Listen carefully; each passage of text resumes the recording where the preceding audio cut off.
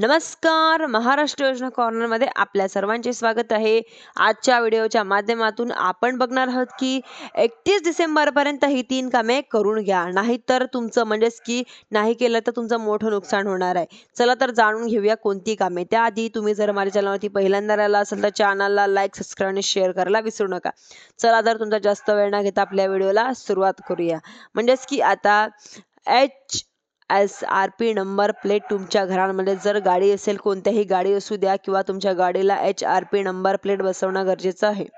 म्हणजेच की HRP number plate बसवली नसेल तर लवकरात लवकर बसवून घ्यावी. याची अंतिम तारीख ही 31 डिसेंबर आहे व शेवटची तारीख आहे. 31 डिसेंबरपर्यंत जर तुम्ही HRP प्लेट नंबर प्लेट बसवली नाही तर तुम्हाला 31 तारखेनंतर दंड सुद्धा लागू शकतो.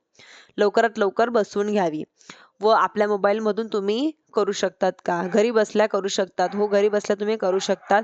आपल्या प्लेटची बुकिंग करू शकता. मी यूट्यूबवरती व्हिडिओ यावरती बनवलेला आहे. म्हणजेच की आता HRP नंबर प्लेटची बुकिंग करून घ्यावी. त्यानंतर तुमचं दुसरं काम म्हणजेच की आधार कार्ड हे पॅन कार्डला लिंक आहे की नाही हे चेक करून घ्यावे.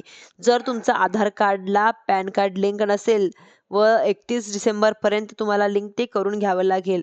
जर तुम्हाला केलेलं नाही तर तुम्हाला दंड लागू शकतो. त्याचसोबतच तुमचे बँकेचे जे व्यवहार आहेत ते ठप्प होऊ शकतात.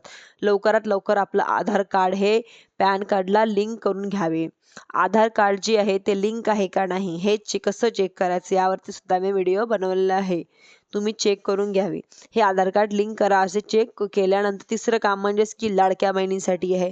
तर लाडक्या बहिणींसाठी लाडकी बहीण योजनेची जी KYC करण्याची जी मुदत आहे ती आता 31 डिसेंबरपर्यंत आहे. तर लाडक्या बहिणीने आपली KYC पूर्ण करून घ्यावी. 31 डिसेंबरनंतर तुम्हाला कुठलाही टाईम वाढून दिला जाणार नाही व तुम्हाला होऊ शकतो की तुमचे 1500 रुपये येतात तेही बंद होऊ शकणार आहे. त्यासाठी तुम्ही लाडकी बहीण ज्या लाभ घेताय त्यांनी लवकरात लवकर KYC करून घ्यावी.